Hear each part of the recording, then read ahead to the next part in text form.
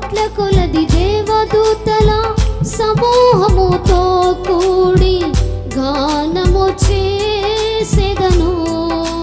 ప్రభువా నిత్యము స్తుతింతును యేసయ్యా